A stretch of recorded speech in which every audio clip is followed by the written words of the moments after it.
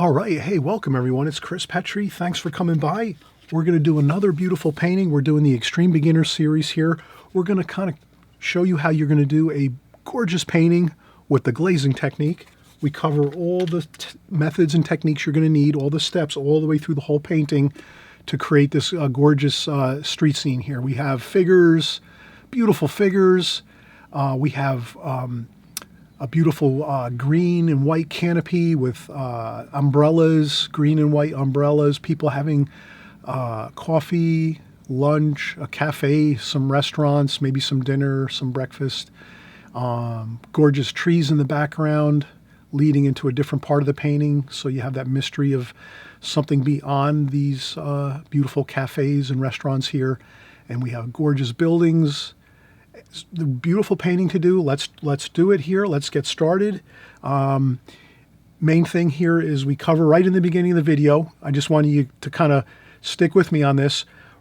Right in the beginning of the video, we cover using mats so that when you're going to get ready and you're going to start framing your paintings, you're going to use your mat to actually draw a pencil line around the paper. When you're working on your watercolor paper, you first draw your line of the size mat you need, the window size on your painting, so that when you're done with your painting, you can just simply put your mat over your painting and you'll have a perfect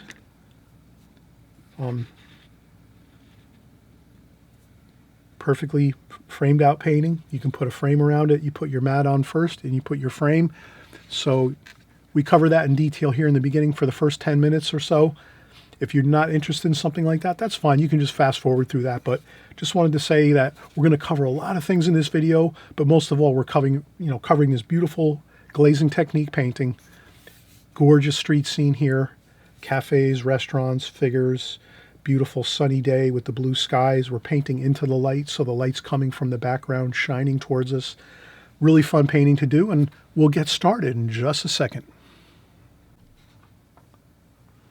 All right. Hey, this is Chris Petri again. Hey, we just saw the finished painting, so we're just going to go through a few little tidbits of information before we actually go on and do our painting here. So you saw the finished painting, but the way we're going to go about this video is we're going to also put in some interesting information in the beginning here. Just some, factual stuff that can really be helpful as you get better at your watercolor. So if you're an extreme beginner, you're just starting out, maybe your first couple months, it's a little rough going, you're just getting started, understandable. But then after about 6 months or a year, you're going to actually start to really make some progress. And the thing is, I wanted to just mention this one tidbit of information that'll really be helpful for you is when you're creating your watercolors, you're going to want to pick up some mats at your local hobby shop, or you can get them online or at your local art stores. Maybe you get like 4 or 5 different mats. So you're going to want to get mats like this, 4 or 5 different sizes, maybe the sizes you like to work in. Okay. And what you do is when you're creating your paintings, you're going to want to put this mat on your watercolor paper first and trace the window very, very lightly.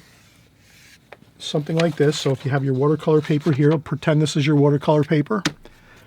Then you take your mat, you put it down like so, and you take a very, very light pencil line and you just make a rectangle where your mat window is. So you have the window of your mat like so.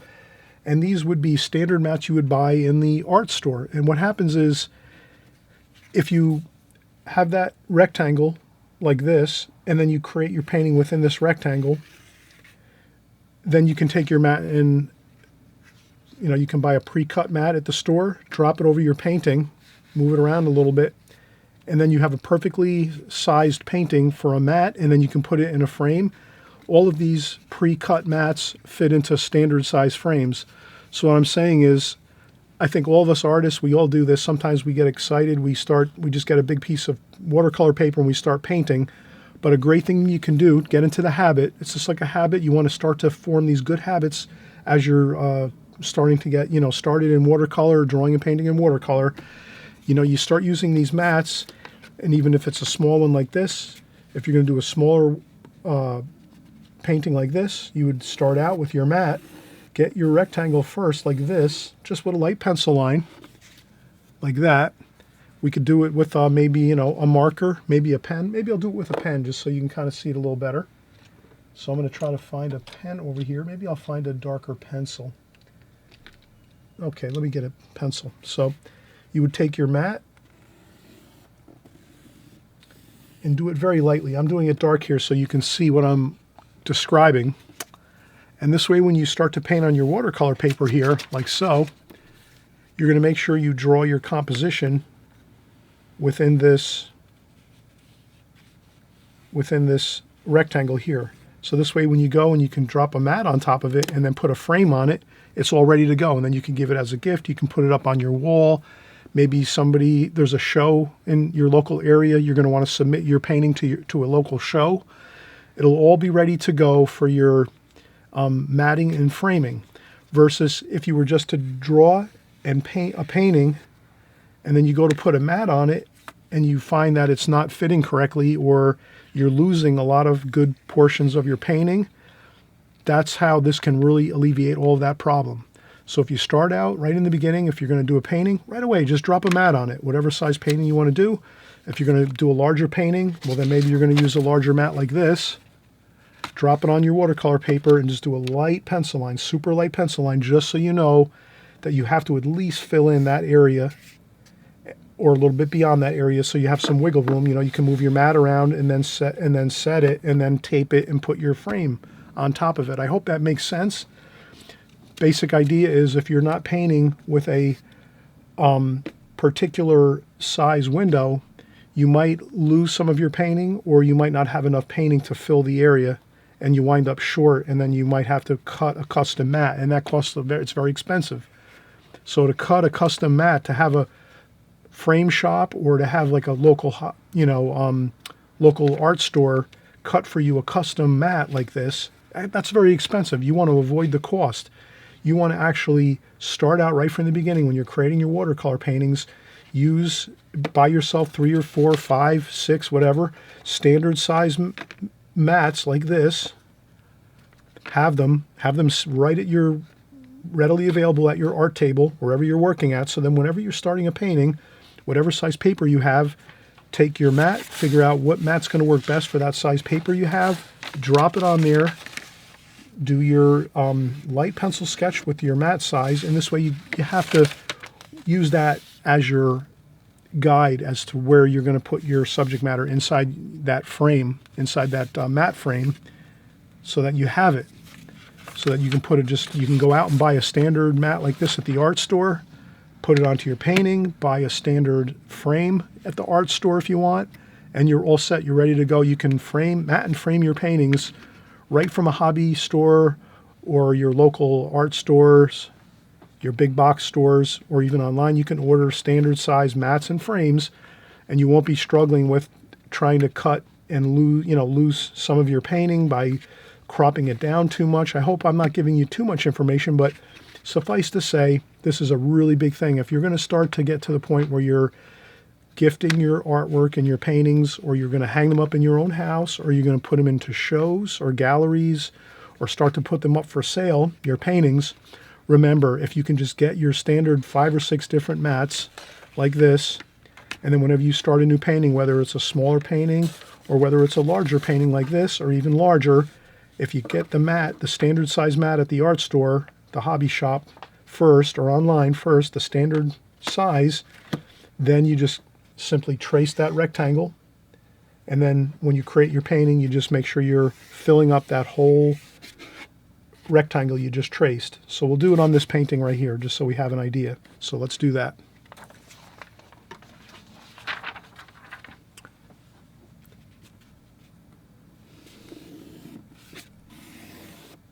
Now you wouldn't do it as dark as I'm doing, because I'm doing it dark so you can see it on this camera, on this video.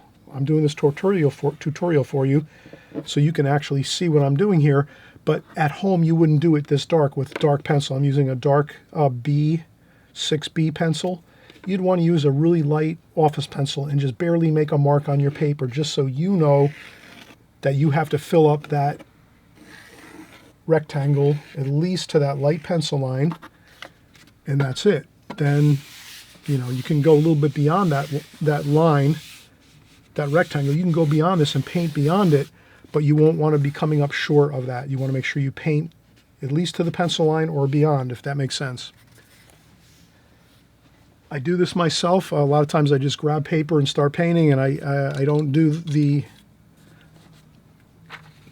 mat first, so I'm getting more into the habit of doing that. It's really helpful. So let's do a painting here, just a quick painting to kind of get into the mood of things. And so let's take our pencil and pens and we'll get started here. Maybe we'll just do maybe a street scene today.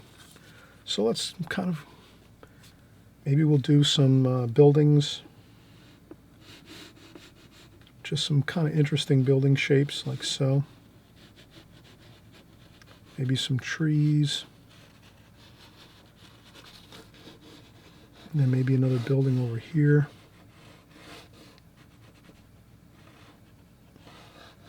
So I'm just going to do some building shapes. Buildings, some trees, some more buildings over here. We'll do a street scene. And then over here, let's do some canopies maybe. So we have some canopies here. Like this. So maybe there's some really interesting shopping stores and things like that. People going here and there. And then there's maybe some cafes along here with some umbrellas.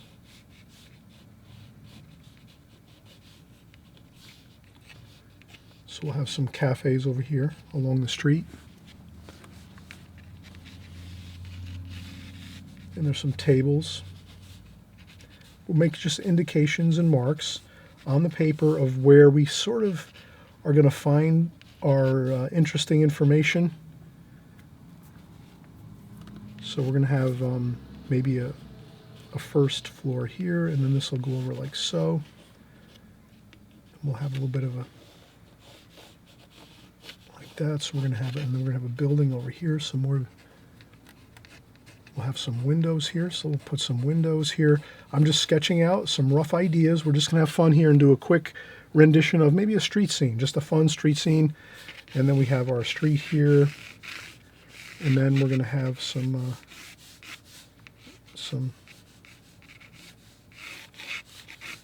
maybe we'll have some a crosswalk over here, like so. And then maybe we'll have some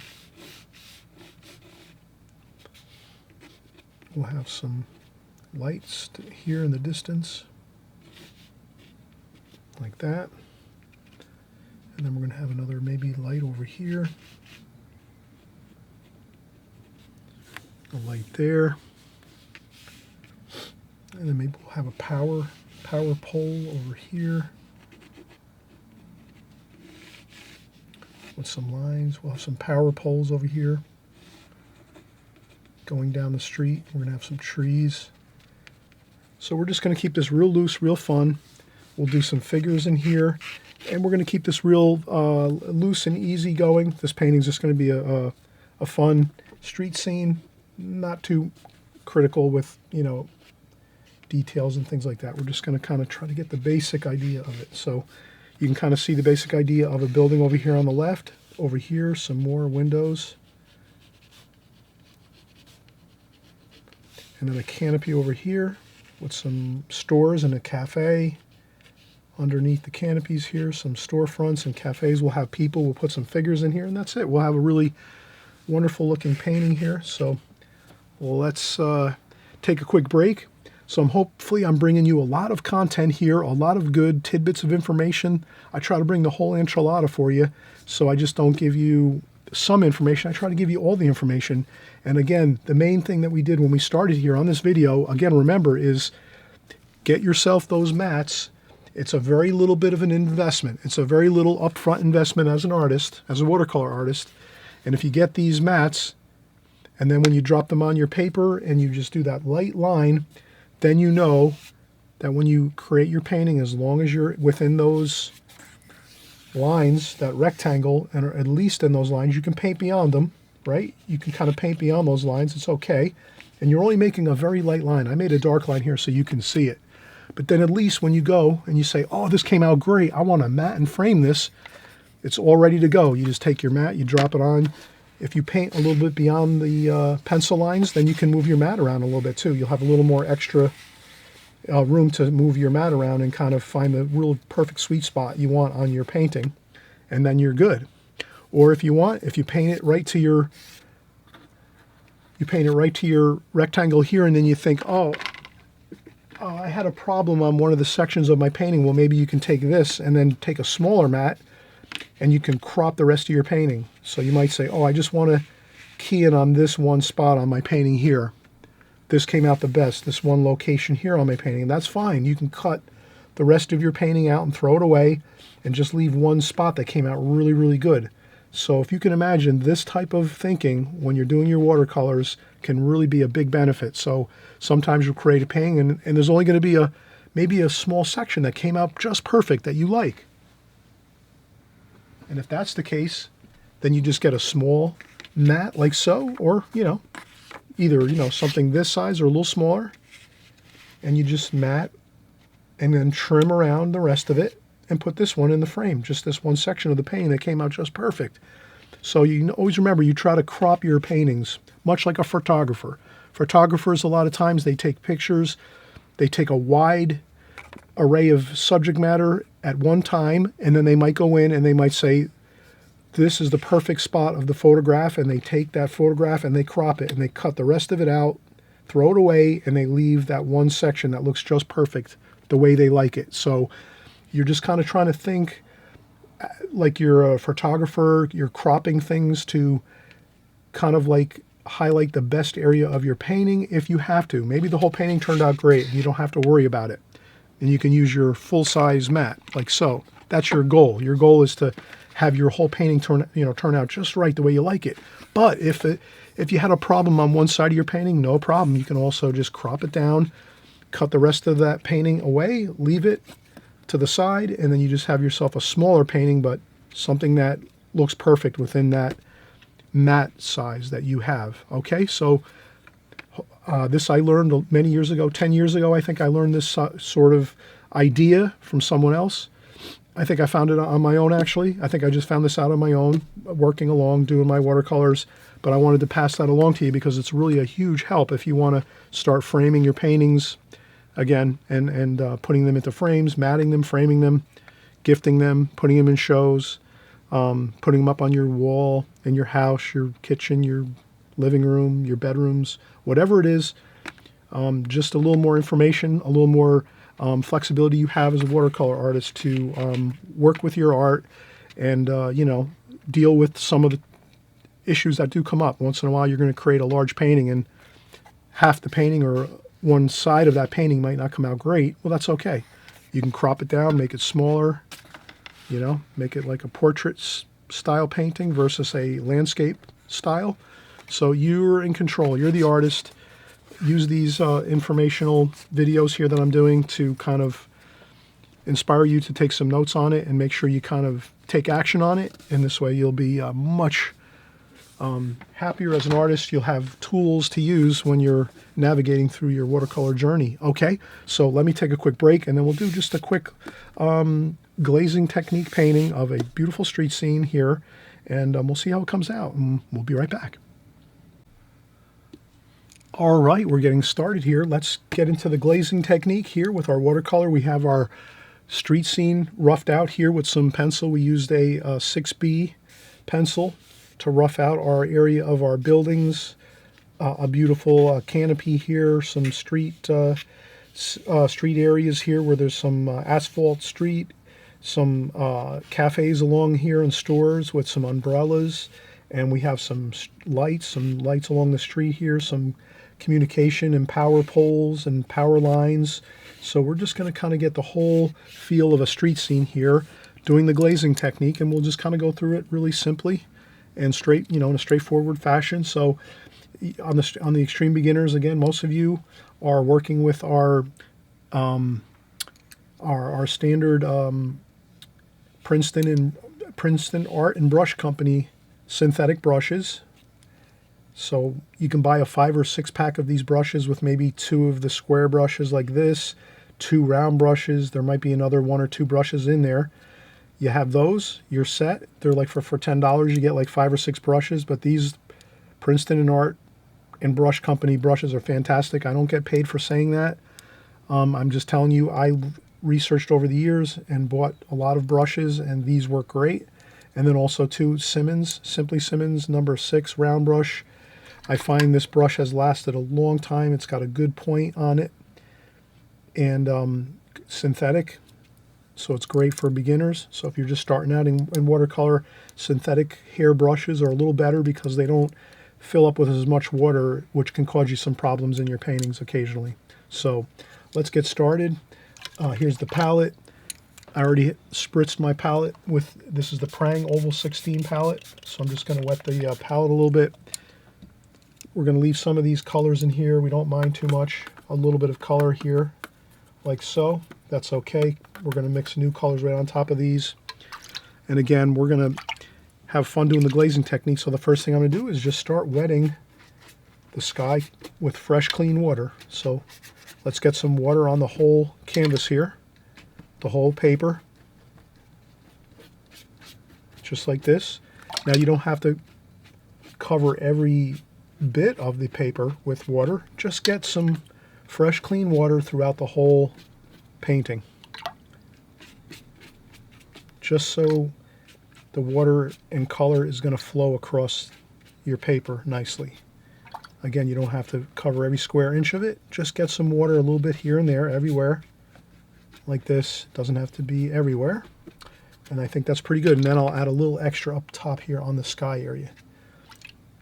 So I'll add a little bit extra water just up here in the sky area, and we'll start to think about, okay, we'll let that be for a second. Let's mix up our colors. So let's go with our blue. We're going to go with the cerulean blue, maybe a little orange in there, just to make that a nice kind of blue with a little bit of, grayed down, just a little tiny bit with some orange. Okay, that's going to be our sky wash. Maybe a little more sky wash here, some French ultramarine blue, which I mixed into my palette. So there we have our cerulean blue here, a little bit of French ultramarine blue here, plenty of water, and then let's just start getting that on here.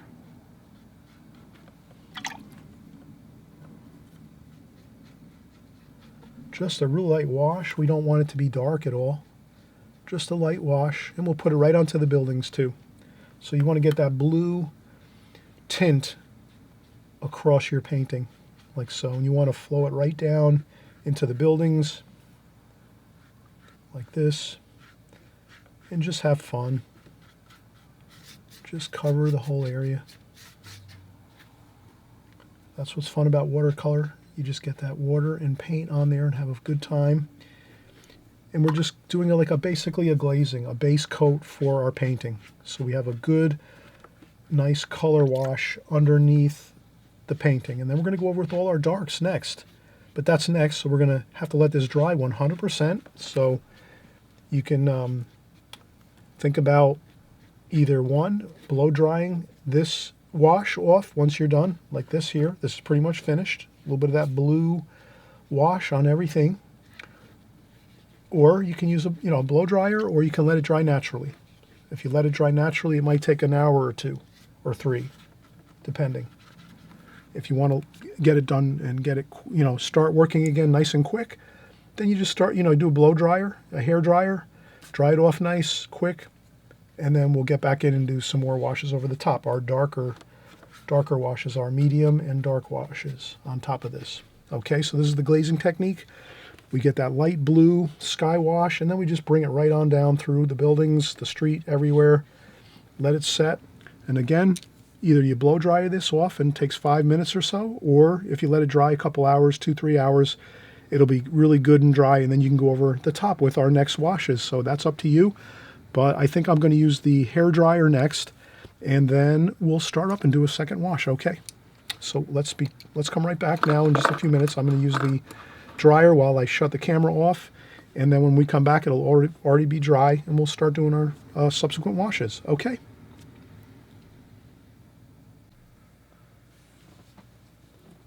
Okay, so we're starting back up again. We're going to do our next wash. So we did our first glazing. I actually used a hair dryer to dry this painting off so I could actually, work a little faster, and then we could just keep working with the process here. But you could let this dry overnight or maybe 2-3 hours. It would be the same thing, really. It's a little better to let it naturally dry, but if blow drying is fine too. So what I'll do is I'm just doing this improvisational, so I don't have any photograph or anything that I'm working from. I'm just kind of doing this by feel, doing just like an improvisational street scene. So the next thing I'm going to do is say, okay, I have the really nice light wash over the whole painting. Let's start to do other washes over the top of this one, and let's use like middle tones. Let's use middle tones. Let's not, we have to start to darken it up a bit. So let's get some oranges and reds. So we're going to do maybe some red brick buildings. Maybe we're going to do some blue and purple too as well. Make some cool type, some browns in there too to kind of mellow out the colors. So, and some repeating colors in there. So we want to add some of that cerulean blue. I call that cerulean blue. It's pretty much the Prang Oval 16 blue that looks pretty much like, the lightest blue out of all the blues in the palette. So I take a little bit of that and put it into the purple mix too with some of the brown. So I want to get some of that blue which we used in the sky washes, and also some French ultramarine blue. I want to get that into the mix too. So we have some of that kind of, harmonizing the colors within our painting. So, but here the thing is, we have to go darker now. You can't make these washes light. You have to actually make these washes darker than the first wash, which was really, really light. So you can kind of see now I'm getting a good dark wash. Let's start over here. And we'll just start putting in some dark washes here. Like that. Like so. You can go right in and get some orange, mix in some colors as we go. And I think that looks good. So we're already starting to develop a good color scheme here, like that, like so. Then we're going to go a little lighter, maybe some blue for the color of the road, and then let's do our street, our crosswalk. So we'll do a crosswalk with the white lines there, and you can paint outside the lines there. And then we're just going to go right across with the street, like that, with the asphalt. And then add a little bit of warm to that too. We want to add some warm and cool. So I'm adding some of that red mix there, a little bit here and there. Okay, so we're using our middle washes right now. We're not doing the super dark ones yet. And the darkest darks are going to be up here.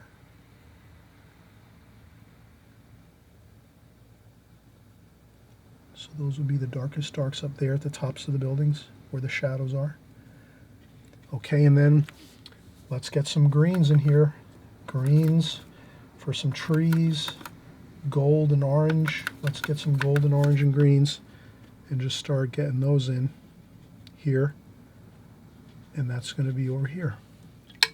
And again, splashing technique. Trees, we want to splash for our trees.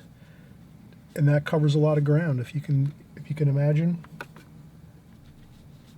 if you can splash to make some of the leaves on your trees, then you're all set. You don't have to sit there and try to painstakingly create leaves. You just do some splashing, and that gives you the effect of some leaves. So we're going to do some trees there along the back behind this building over here on this section. And you can even do a little bit of finger painting. You can do a little finger tapping with your fingers to kind of blend in here, a little bit here and there. Maybe a little bit of some other splashing there, just a little bit, kind of blend things through. There we go, and we're going to do some of the same thing here. Let's get some more darker medium tones, right? So we're doing medium tones here. We're not doing super, super dark right now. We're just going with the mediums. Can you kind of see that? And we're using the same colors in the palette. We already mixed everything up, so you shouldn't be chewing your, biting your nails and worrying about what colors to mix. We mixed the colors already first. Does that make sense? We did that first. If you have to rewind the video a little bit, just to remember to get your colors mixed first. Let's kind of mix a little bit of red through there.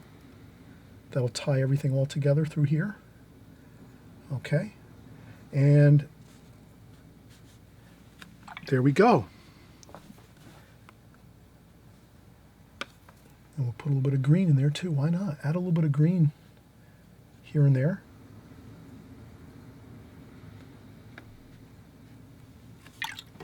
Okay, and then we're going to do the same thing here. We're going to get some more.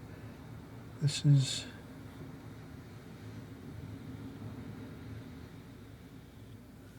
like that. You can let watercolor flow and mingle and mix along your painting. Okay. If you find you see a section where it starts to get a little wonky, or you have some problems, just lift up some paint. I think we should go with some green and blue, and let's do these green and blue. So we're going to do this, some green and blue awnings, like so. So we're going to start to do that, some stripes on our awnings here, like that. And then along the bottom of the awnings, those are going to be green all the way. So we're going to do this all the way across, like that. There we go. Okay, so we have some good medium tones throughout our painting now. And again, I'm going to add some of that green. If you can, try to add it to your painting as you go. But I wouldn't go into your washes once you put them on. That's the only thing with watercolor painting. One of the major things you'll learn in watercolor that takes time to learn, and it's only through experience and time.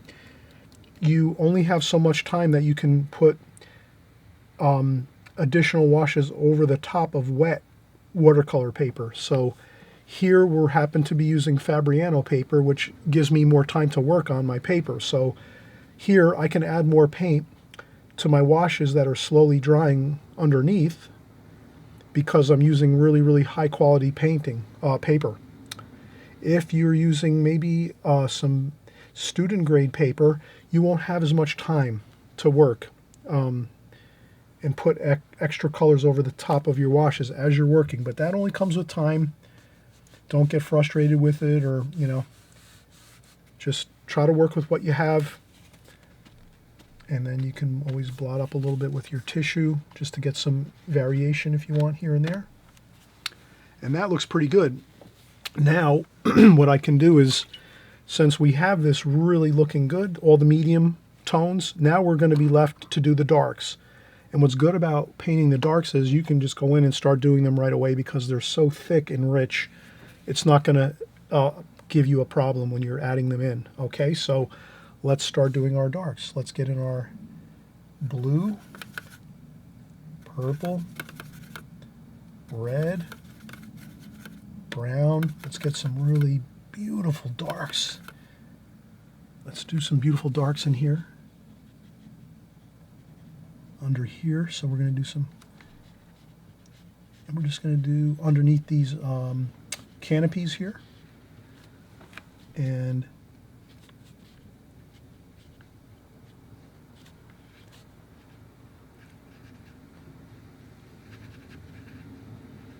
You can kind of see how I'm blending this all in. And let's keep working with these darks, but let's also get some oranges too. So let's kind of start mixing in some, we're going over the tops of the umbrellas with our super, super dark mixes here, which is 0 water, mostly straight paint. So always remember that, straight paint, almost 0 water at all, because you're just trying to get in the darks here. And there we have it. We're starting to get the umbrellas, underneath the umbrellas, like this. And then we can go in and get some more blue, like this. And then you can just kind of have fun, and you can kind of just get in any old thing. Pretend you're seeing some things, some figures. We'll put in some figures too next.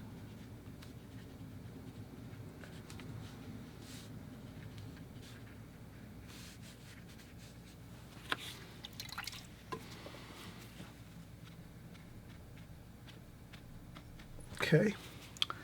Then what we'll do is I'm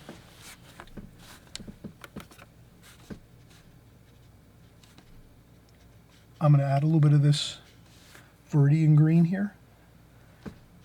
And the only thing is, when you add Viridian green like this, make sure you have to be careful with it, because it kind of, it's going to flow around a little bit, but I think it looks really good. Like that. Okay, that looks pretty good. And that gives us a little more color, and then we can start doing our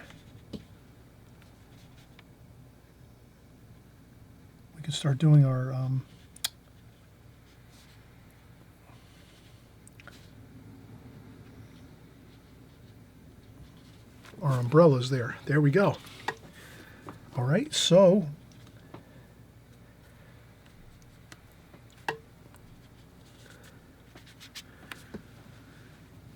wow, we're looking good here.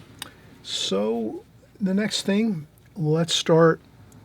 Okay, this is still damp. We're gonna have to let this dry. So at this point, please remember, try to let things dry as you're working.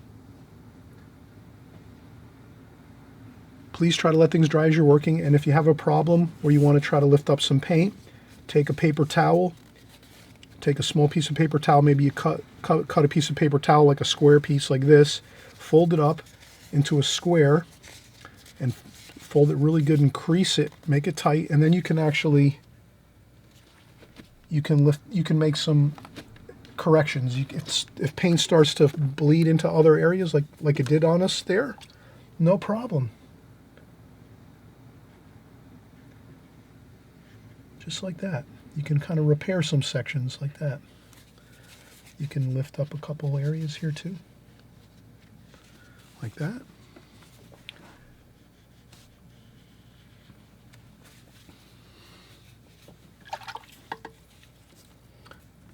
And then you can also do the same thing if you take your paper towel and you fold it up again. You can make a little area of light along the top, like that.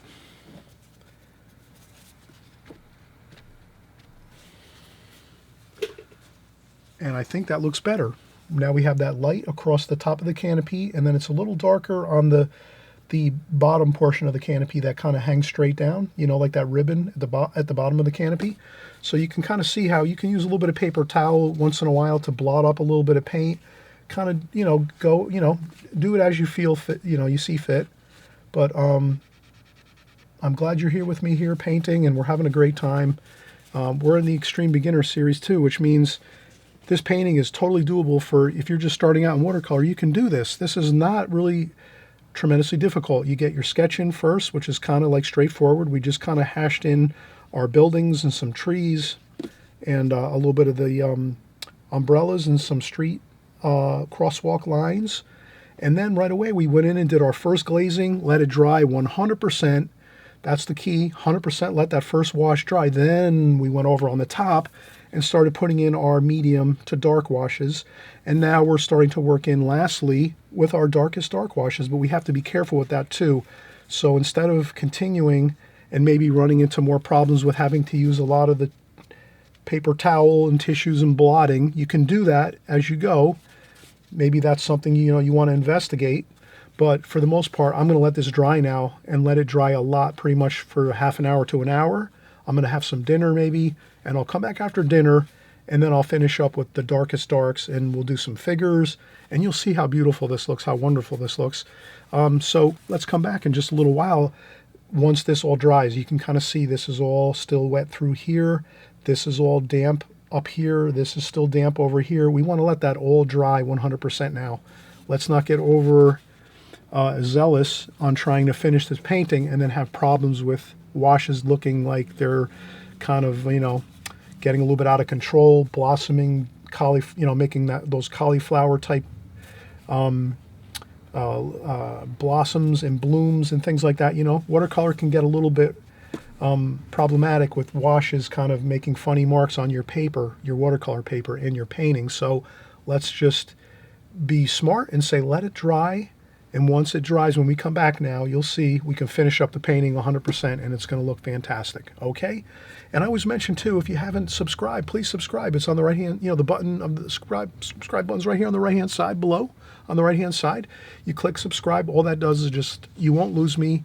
You'll find me the next time you open up YouTube. You'll see my video at the top of your YouTube page saying Chris made another video. I'm making videos all the time, every week, every month. Year after year, I'm here all the time making videos, so please subscribe. This way you can kind of follow along with me. If you want to paint watercolors, you're at the perfect place. We cover all the methods and techniques of watercolor right here on my channel. We cover drawing, which is the foundation of your watercolor painting, be able to render a good, solid pencil drawing. And then once you're completed with that, then you're going in and you're using either the glazing technique or the alla prima technique. I cover both all the time on my channel, so as long as you're watching week after week and following here all the time, you'll learn both of those techniques and you'll be able to use them interchangeably as you go. This one, we're doing the glazing technique on this painting, and you're already seeing how good it looks like that, all the colors blending together.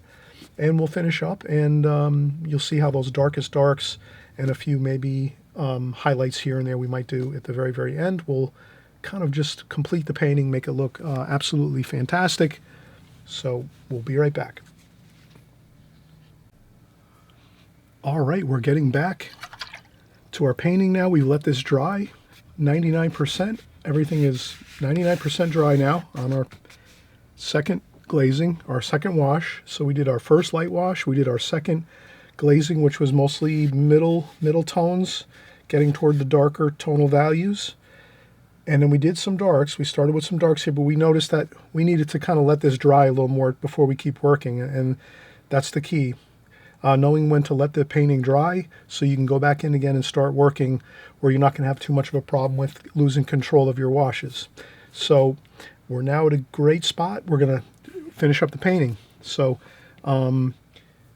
we have a couple square brushes here.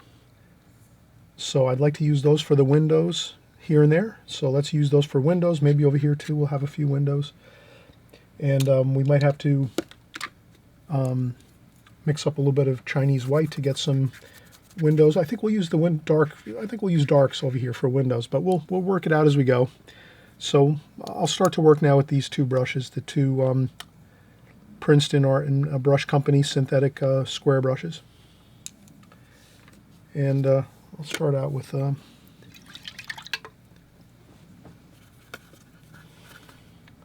some wash here.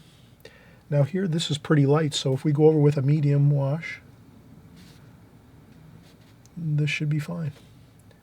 And we add a little red in there, so you can change around the washes, get some orange in there.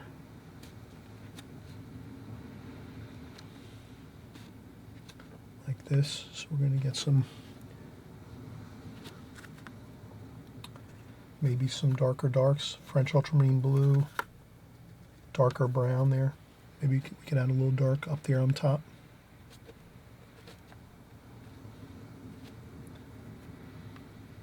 purple. Just to get some darks up there. Like that. We're painting into the light, so the sunlight is coming from the behind all these trees and the buildings, and the sunlight's coming this way. So we pretty much have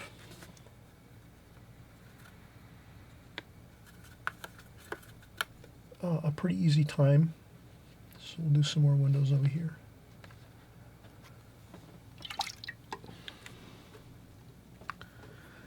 And these are real simple when you put the windows in. We're just using this square brush here. Then you can add a little darker darks up on top of the windows. So I'll just use the corner of the brush. And that just gives us a feeling of light bouncing around the painting. And let's use our smaller brush now. Our smaller square brush here. Let's get some more darks here. And we'll use some oranges, reds, brown, blue, purple, anything. And let's just do some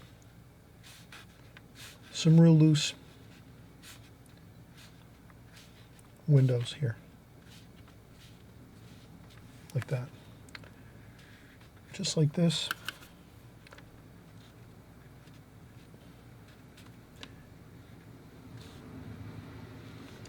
And again, we're going to do these loosely like this, just like that, suggestive, like this.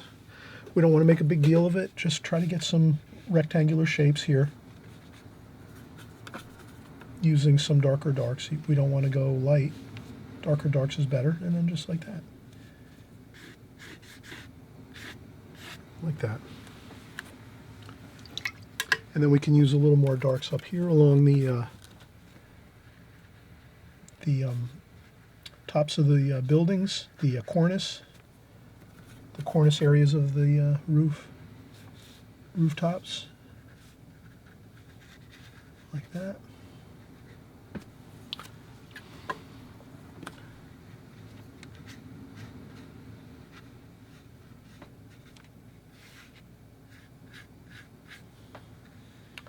Then I might make a little bit of a line here where this one building starts and another one ends, just to give a little bit of a, like a, you know, a break in the action there between the two buildings. Maybe a couple splashes of paint. So I'll just pick up some any old wash out of the palette and just do some splashing to give some texture to that. A couple of taps with the finger.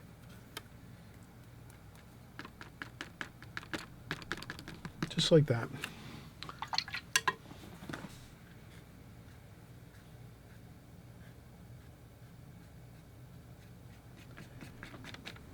Okay, that looks good. And we'll make a little bit of a street, feeling of the levelness of the street here across this way. So I'm just going to try to get that level line going across here, all the way across like this. Just a little bit over here. Not overstate it, but you know, want to make sure we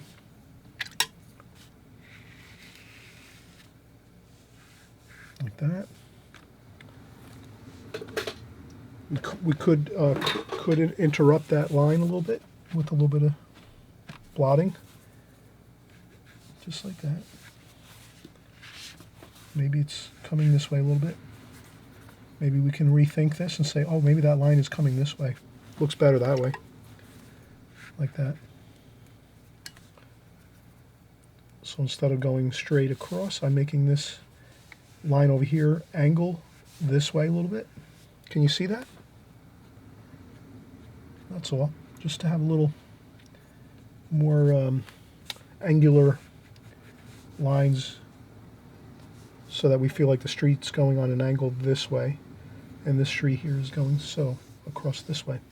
All right, you can kind of see we have a lot done so far. Looks really good. We're going to have a little shadow under here. At the cornice over here of this building. And there's some more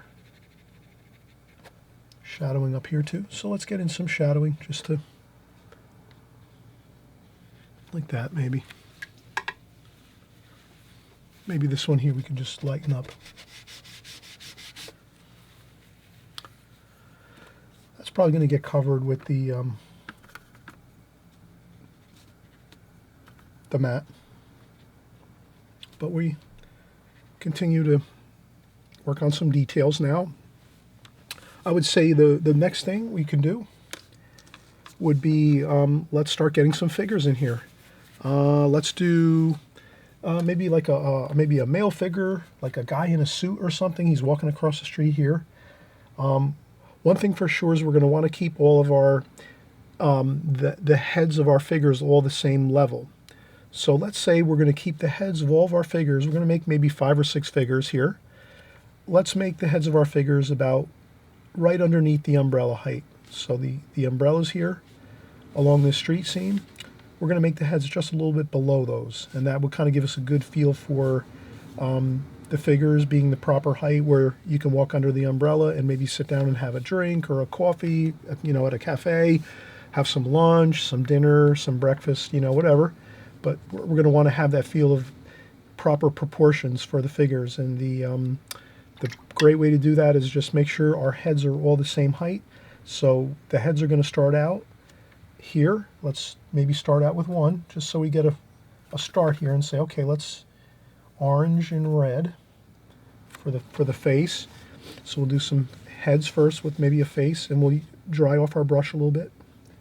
We're going to get some red and orange, maybe a little yellow. Dry off the brush a little bit, and then we'll just make a small dot here. That'll be our first head. Maybe another one here, like that. So there we go. We're going to start out there with a few figures. Let's make their clothing straight paint, no water. Brown, French ultramarine blue, purple, maybe a little bit of red, purple, okay. Maybe a touch of black. And then we're going to do that. We're going to make some,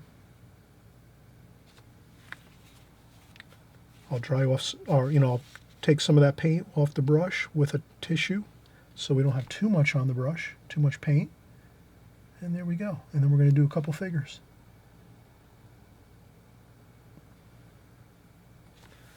Like that. And we'll make them a little larger. The body's a little larger.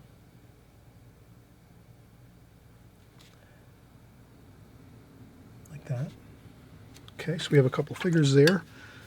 And then maybe let's make some blue. Maybe we'll have some blue for the next figure here. This figure here is going to be a little bit larger.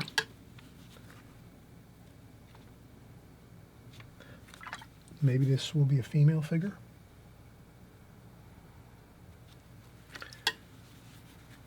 And then we'll do the red just for the heads. We're going to keep it real simple. So we'll have a red for the face, the head, and then we have the feet. Okay, so we have a couple figures over here, maybe with some suits, maybe a couple business people having lunch. And then a little bit of shadow maybe coming forward here. And the same thing here, we'll have a little bit of shadow coming forward here like this. Not too much, just a little bit. And we're going to have a larger figure. Let's go with a little bit larger figure here. Let's keep the heads the same. So let's start off with the head. Start off with the head of the figure and say, okay, we're going to keep the heads the same height. This one here is going to be like this, but larger, because we're going to make this figure closer to us. So there we go. Our figure is closer to us here, and then we'll make the shoulders larger, like so.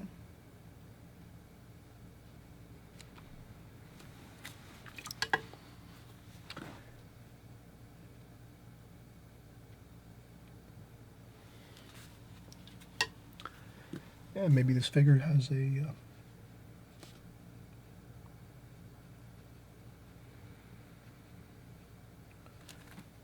a briefcase or a bag here, like so, like that.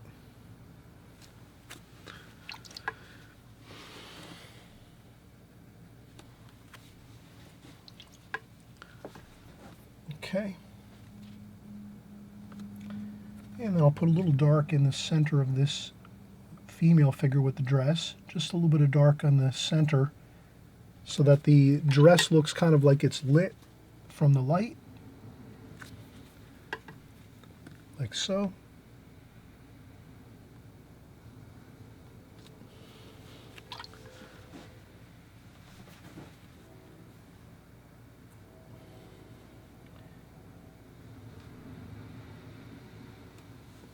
Okay.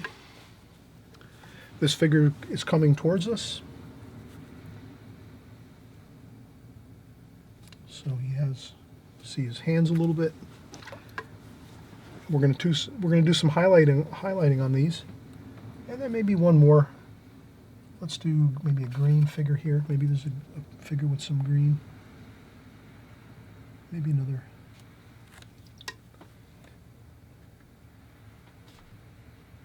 Maybe orange and green. A figure there. They look a little better darker, the figures. But you can go with anything, color-wise. Just some legs, like that. And I think that's good. We have some figures now, maybe a few figures sitting down.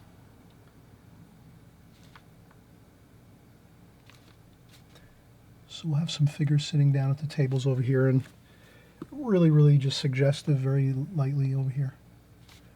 So we have some light and some tables. And you could just put a couple, maybe some feeling of some tables and some chairs.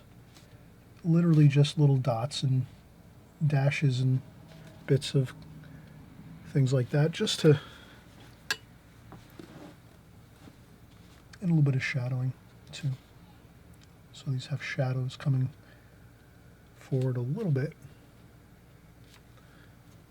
And I think that looks fine. Now, let's take a break. We've done quite a bit of some detail here. So when you're doing details, I would have to say it's, it's not easy. You have to take your time and be careful about things. So that's what I've done here. I've tried to be really careful with my figures. And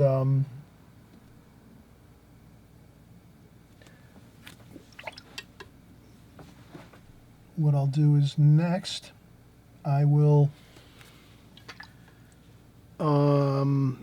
maybe I will make this figure, yeah, this figure is going towards us, like this. So I'm going to make that. Okay. Okay, looks good. So we're having fun. That's the main thing. We're having a lot of fun here. Let's continue, but we have to take a break. I'm taking a break because we did a lot of detail work here the last 15, 20 minutes. We've been doing all these figures, a lot of details. We're doing the figures. We're doing some shadowing for the figures, coming forward like this on the figures. Okay, so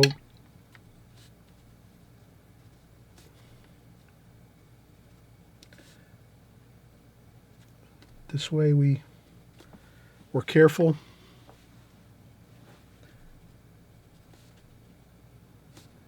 With what we're doing. There we go. Okay, now let this dry for about 15, 20 minutes, come back, and what we'll do is we'll do the lights, some power lines, maybe a few details along the rooftops, and I think we'll have it wrapped up at this point. So it's really getting there. We just have to do a few more details with some of the lights. Maybe we'll do maybe a couple signs, street signs over here along this area here. But I think this is pretty much really looking fine. And again, one of the most critical things we talked about at the beginning is when we start out, we want to have our rectangle planned out so that we could put a mat over top like this. See how great that looks? So you're ready to frame. If you paint a painting like this and you have your pencil line on your paper like we just did here, you can drop your mat over it, perfect, and then you put a frame around it and you're all set. If a section doesn't come out that great, well then you can always make it a smaller painting like this and do that. So it's up to you. You're the artist. I'm hoping you'll utilize this method of starting out with your mat first to get your size of your frame and your mat size, and then you'll be good to go. Okay, we'll be right back and we'll finish up the details here, okay? Okay, let's come back in a second. All right, it's been a marathon here. It's been a journey, but we're actually going to continue on here and finish up the details on this painting, and I think you can kind of see everything is pretty smooth going through here. Everything is kind of all nicely woven together, like, you know, harmonized together. The colors, the washes. We have some beautiful light in the sky. We have beautiful middle and dark tonal values throughout the rest of the painting. So let's continue. Let's just actually get the details in, the final bits of details that we need to get this a completed painting. So the thing I think we'll do first is we'll use a needlepoint brush here, and we'll use some brown, some black, some brown, some French ultramarine blue. Let's make this thick paint. Thick paint. Not much, no water, basically just straight paint. And then we're going to start doing some light posts here. Let's do some light posts. So I'm going to go over here, keep my hand resting on the paper, and then just sort of go down like this, like that, and then do a nice swoop like that, and a little light fixture there on top. Then let's do the communication pole here. We'll come right down straight. We'll add maybe some white paint. We'll do some lights, some light paints too for highlights. So now we're going to do some fine details here. Okay, then we're going to take some more same colors here, just to mix the brown, touch of black, French ultramarine blue, a little bit of red, cadmium red. If you have to, you can take a little bit of the paint off the brush so you don't have too much on there, and then you can do some of the wires, the communication wires and power wires like that. Just a few here and there, maybe a couple over here, like that. Just a few indications. Maybe another power pole over here, like this, over here.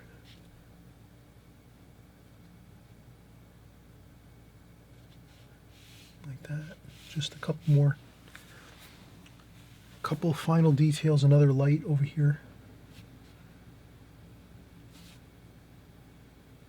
Like that. Another light post there.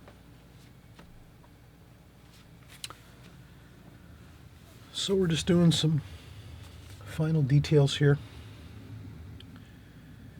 And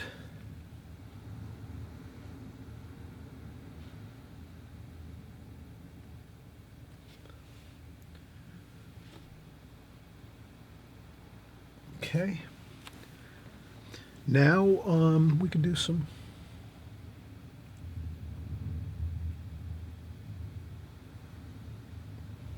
couple of wires over there, and let's do some maybe some details along this parapet up here, parapet wall.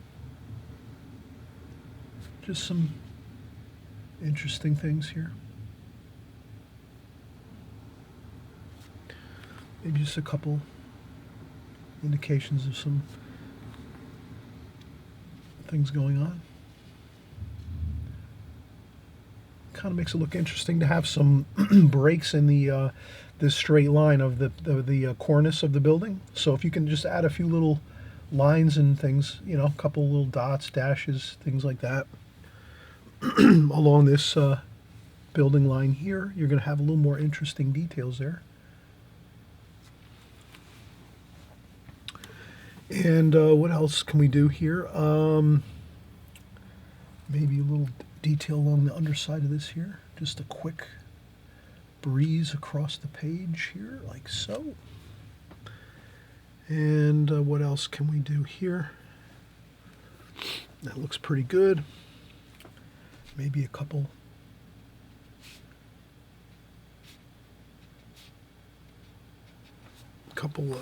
indications of some details here too as well. Just something. And what else can we do? We have our figures over here. I think we need to add a little more orangey red for maybe some of the faces here. So I just want to get a couple of those orangey red colors for some of the. You can also add in some different colors. These paints are a little bit more opaque and a little more difficult, but we can get a little bit of maybe a blue shirt there a little bit.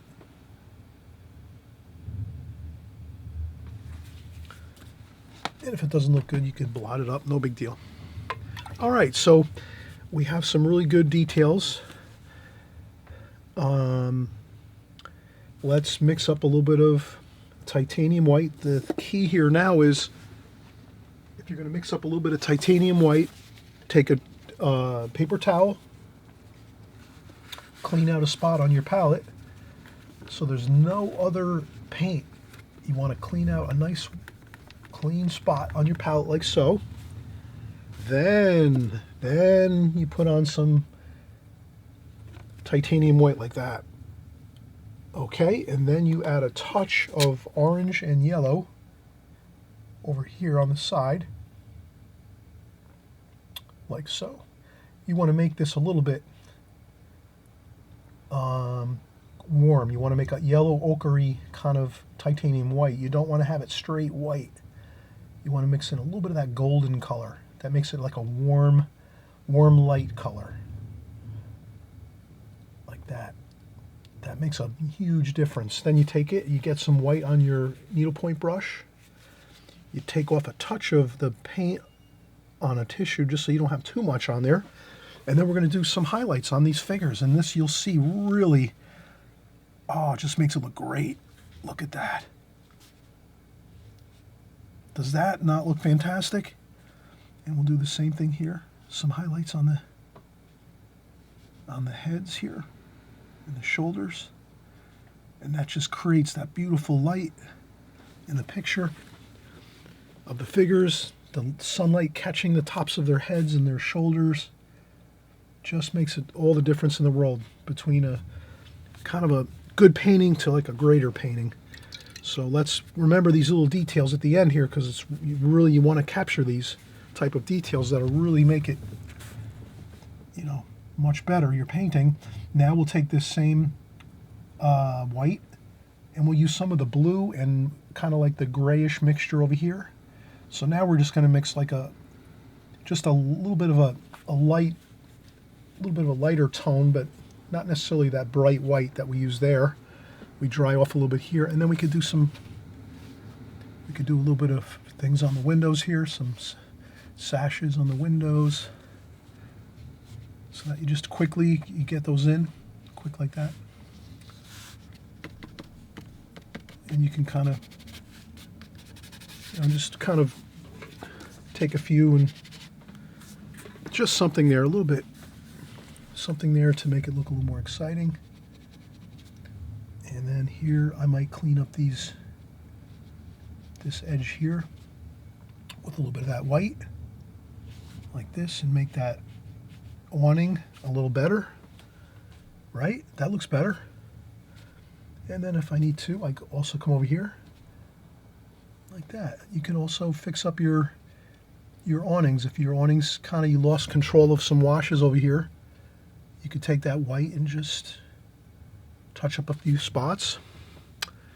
And then you can also add some writing over here. So I think we'll do some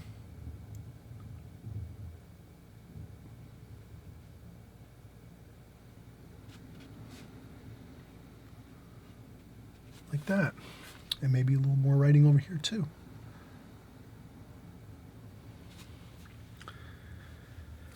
And then you can even describe these umbrellas a little better too, like that. Like that. Doesn't that look better? If you you add a little bit of that white, makes it look a little better, more realistic with the umbrellas on the cafes and storefronts here, restaurant. You can even do a little more over here and just do a little.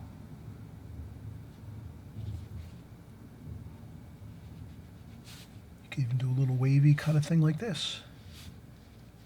Like that, just to give it a little more pizzazz. And a little bit over here too, along the top. Just like that. So right away you're starting to, and then you can also come over here and just add a little bits of light bouncing off these light poles here, and the communication poles, and the power poles. Just like that. And what that does is, it just feels like there's light bouncing around in your painting, which is natural, because that's what happens when there's light, sunlight bouncing around in a nice sunny day like this here at this scene. You're going to see little bits of light here and there, kind of glimmering and shimmering along different things, like the light poles and the communication poles and all these things over here too. And stuff like this too. You could do some lines like that. You could do just a couple lines here. Some, you know, you have your grids in your windows, the grid patterns in the windows. You could do those too. Just a few here and there. Just a couple makes it look a little more interesting. And what else do we have? I think that's good. If we wanted to, we could add a couple of branches for the trees over here, just to give it a little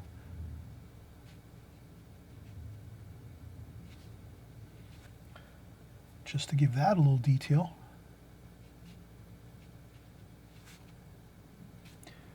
And that sort of really helps you to kind of see that there's some branches and trunks of trees and things over here.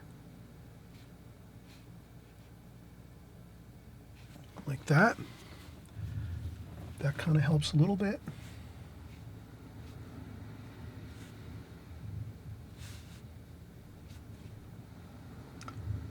Helps to describe those trees a little bit more over here. Just a tiny bit. And I think we're complete here. The only thing I thought I could do is maybe add a little bit of a darker wash on this roadway here, on the sort of to match this here. See how this is a little darker than this? I think we need to add a darker wash here, so that is not a problem. We can just take these original washes that we created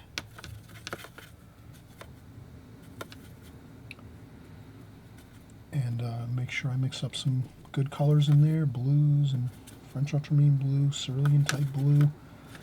We'll mix in the purples, and I think that's pretty good. And then I'm just going to kind of do this. Just scrub on some paint, not everywhere. Just like this. Rinse, get some water on my brush. And then sort of try to just tie it in over here with the road. Like this. So I'm just trying to see if I can get this a little darker, which I think looks better, like that.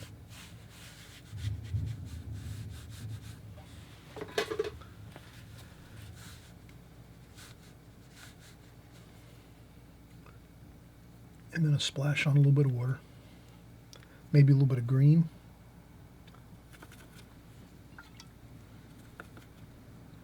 Some of that green from the awnings. So if we can mix a little bit of that green color, that really rings true here because you have those green awnings.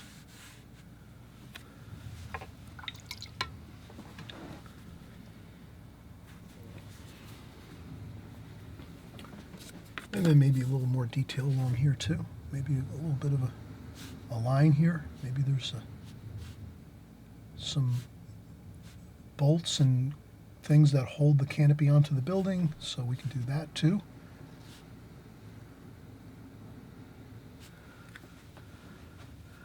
So as you can see, we just try to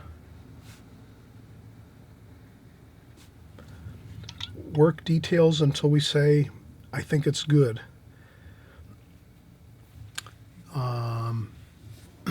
I think that looks good. Maybe some details around the windows a little more. I think that could be a little better. Some details around the windows, like so. Like a header over the windows, maybe like a stone ornament over the top, ornamentation. Like that, and then like this. Maybe a sill under there, like so. Just little indications of these things will really make everything look a little better. And then maybe a little darker shadowing under those sills there, like that. And then the same thing over here, some darker sills under there, like so. Maybe a couple of, just some indications of some ornamentation again on the, maybe a little splashing,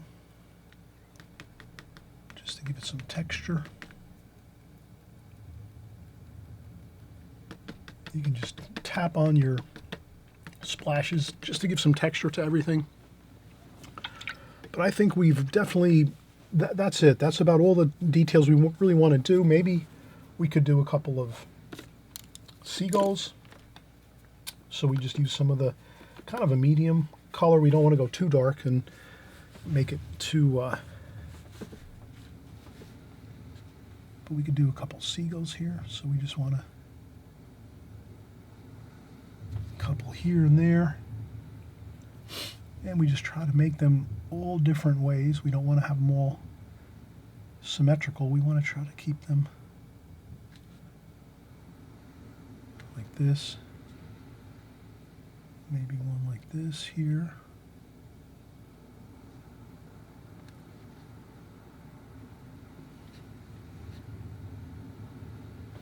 That's all. And if one doesn't come out good, you can maybe try to scrub it off. You can take a little bit of paper towel, a damp paper towel sometimes. That's all you need, a damp paper towel. And you can kind of, if you have a seagull or two that don't come out good, you can actually scrub them right off. See how those disappeared like that quick? Even this one didn't come out so great. You can actually scrub them right off like that. And then we'll do maybe one more here. There we go.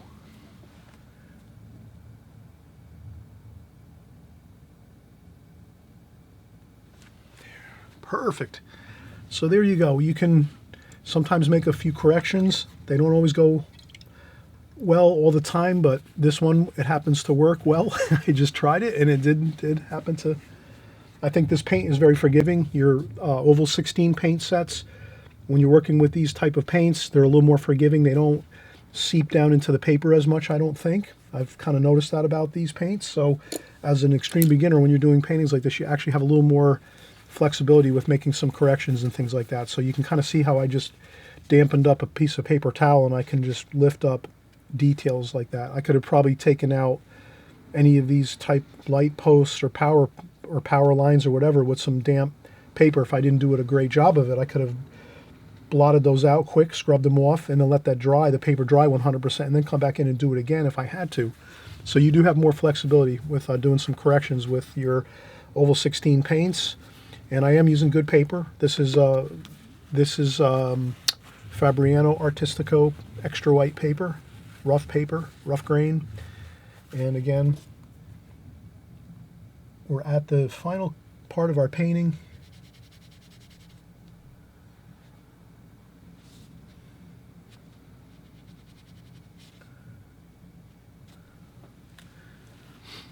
And we did all of our